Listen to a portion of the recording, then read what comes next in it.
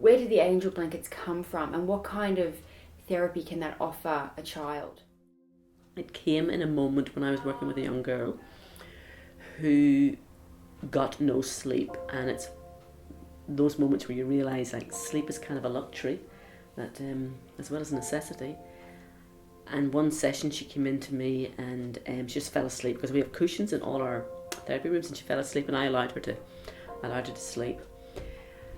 As well as having a lack of sleep, because she had such nightmares and horrible flashbacks about what happened to her, she wasn't she couldn't easily access the stuff in life that made her strong and was supportive of her. And so I was conscious of that as well.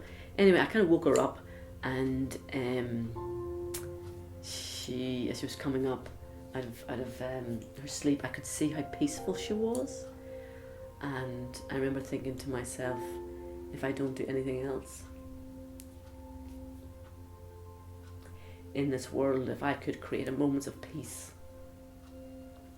for children and young people who don't have that, I thought that would be a great honour. And as she was kind of waking up and she was about to leave the therapy room, and I said, "Do you know what you need, darling?"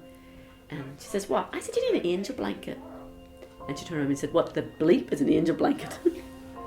And I said, "You'll have to come back next week and see." And she left the room, and I stood in the middle of my therapy room going, "What is an angel blanket? Where did you get that from, Mary Jo?" And the angels in my life haven't been these big, iconic, cold, distant beings. They have been friends and family and stuff I do, which I enjoy.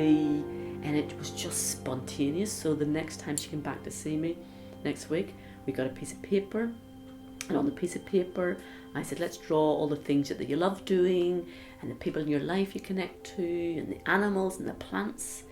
And then we drew that. I said, okay, let's think about symbols of them, and let's cut out the symbols and let's sew them.